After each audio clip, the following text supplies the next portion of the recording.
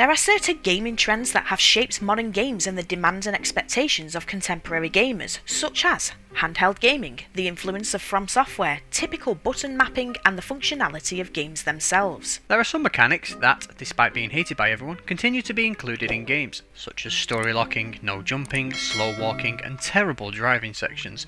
Similarly, there's certain gaming directions, culturally and otherwise, that we personally really want to see the end of. Hello, I'm Craig. And I'm Heather. And here are 5 gaming trends that we wish would die already. We appreciate that mobile gaming can boast a huge 53% share of the global games market, with billions of players engaging worldwide every year. There is no denying that mobile gaming is a lucrative and growing market. Developers are finding new and innovative ways to monetize their free-to-download games with in-game purchases, subscriptions, and more. But for us, mobile gaming has absolutely no appeal. Despite the ever-developing mobile technologies, mobile simply can't provide the same gaming experience that a PC or gaming consoles can. It's also the type of games on offer that are either arcade style or RPGs that would have been better on a PC or console. Simple as. I feel like if a game is a mobile game only, then that severely restricts its potential and capability. A prime example of this is Ni no Kuni Cross Worlds. Now this one really hurts me. I love Ni no Kuni so much that I was even willing to overlook the mobile PC exclusivity as a console gamer, but was immensely let down by the autoplay features, and this is symptomatic of it being a mobile game exclusive. It ruined what could have been an amazing installment in the series by trying to follow this mobile gaming trend unnecessarily. Existing fans would have killed for it to have been a console game like Wrath of the White Witch and Revenant Kingdom, but no. Thanks Netmarble, but no thanks, rant over. One thing that really annoys me is how mobile games are advertised. What they show in trailers is not an accurate portrayal of the game itself, and it's brazen false advertising. I strongly feel that mobile game advertising should be more regulated, because it's an unethical practice despite the games being free to download. Because that's how they get you. You or your kids naively think, oh, I love free things, download a game and fall into the in-game purchases trap. 40.8% of parents admit that their child made in-app purchases without their knowledge in 2021, which is insane. I do like Genshin Impact, which was the top mobile game title last year with players spending a whopping $25.6 billion in the US alone, but I certainly wouldn't play it on a mobile. The small screen alone ruins it for me. And in a totally unrelated gripe, that Paimon's voice is just the worst. I put her on mute instantly. So Paimon will do her best to be a great guy. So yes, mobile gaming. Despite its wide appeal, potential and on-the-go capability, it's just a gaming trend we want to see disappear. At least when it comes to big franchises seemingly selling out and jumping on the mobile gaming bandwagon for no reason, which seems to happen mainly with Heather's games. I know, right? Tales of Luminaria, Ni no Kuni Cross Worlds, what is happening to the universe?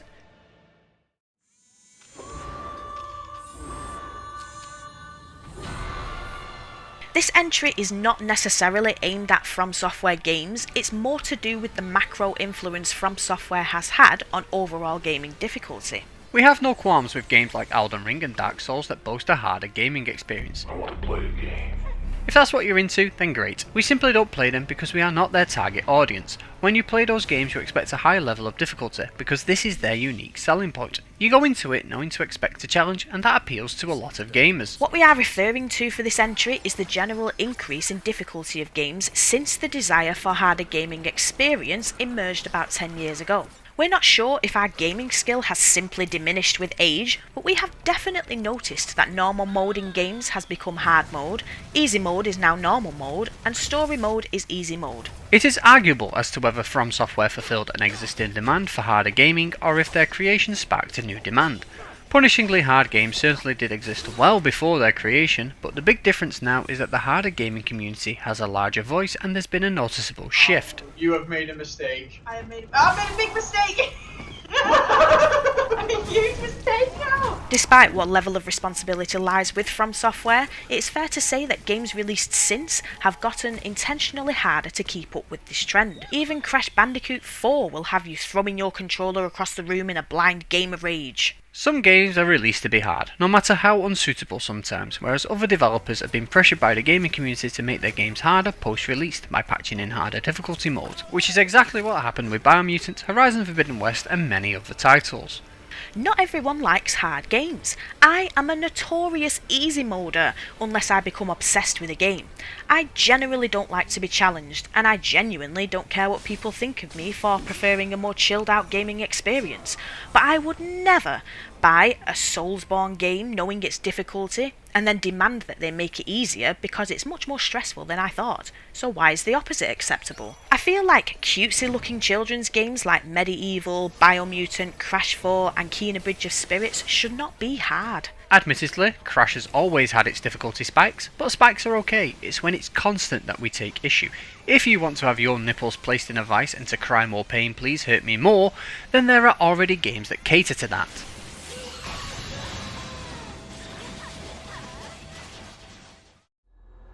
I love open world games. I think they are fantastic, but not every game needs to be open world, and I despise it when developers opt for quantity over quality. Some of the best games out there are smaller, linear and shorter.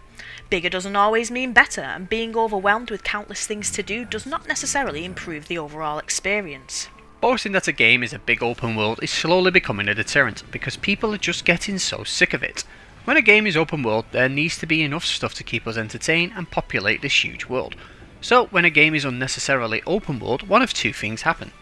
They either end up with a huge empty sandbox with nothing to do, or overcompensate by having too much random pointless crap. I personally blame Ubisoft for this, because the Assassin's Creed games since the reboot have been ridiculous in size and scope. It took me 200 hours to platinum Assassin's Creed Odyssey, and I still have hundreds of unfinished quests, because when you complete a quest you seem to gain 5 more.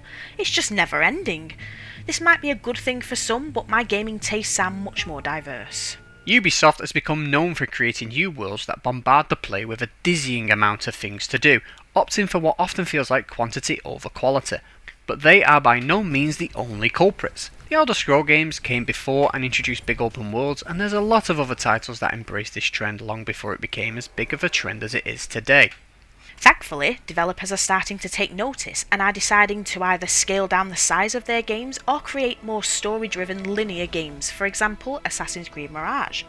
If it's a new thing for a franchise, then I get it. By all means, try out the open world formula like Elden Ring and Zelda Breath of the Wild did. Both acclaimed games and it worked for them, but that doesn't mean it will work for all games. What a name, Phoenix! For some reason, game protagonists have started self-narrating all the time, which does annoy some, but is something we can tolerate.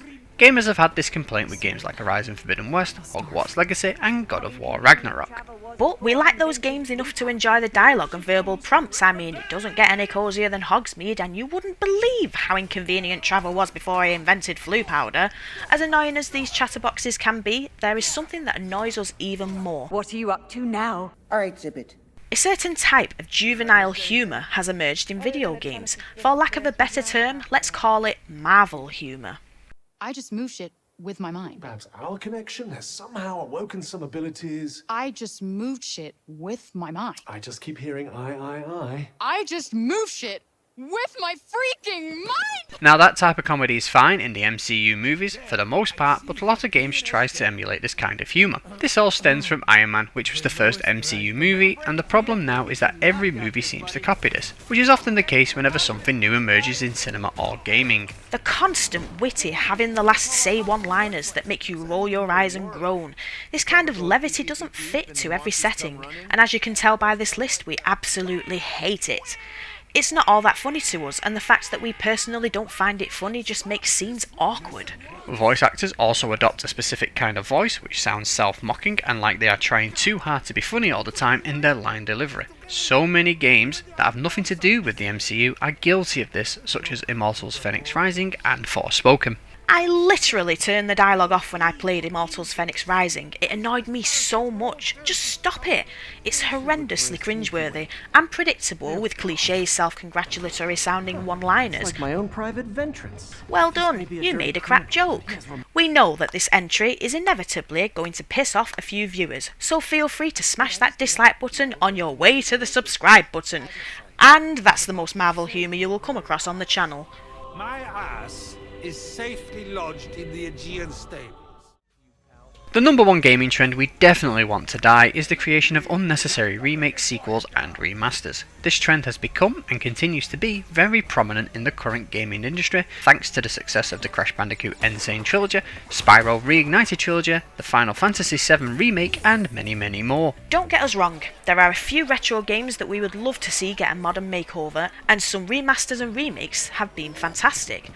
But when a game is less than 10 years old, then I do not see how game developers can ethically rehash the same game with marginally improved graphics and try to sell it to us at full AAA pricing claiming a new experience. The GTA Trilogy, The Last of Us, the Mass Effect Legendary Edition, Skyrim Anniversary Edition, insert meme here, they are literally the same games, and more often than not these graphical improvements are barely noticeable, or even worse because the games aren't old enough to justify a remaster.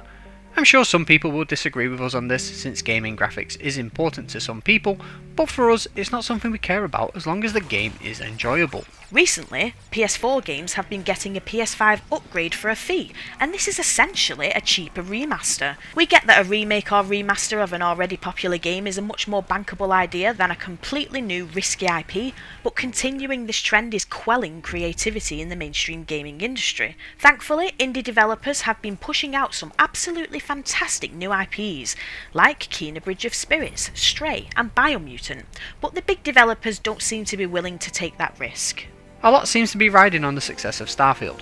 If Starfield fails, I doubt we'll be seeing any new risky IPs from big developers for a long time. So there we have it, there's our list of the top 5 gaming trends that we wish would die. I'm sure there are people out there that would disagree with our entries. Do you love mobile gaming? Are you a notorious hard modder? Or are you looking forward to upcoming remakes and remasters more than new IPs? Let us know all that in the comments below. I've been Craig. And I've been Heather. This is Amalgamingle, and thank you very much for watching.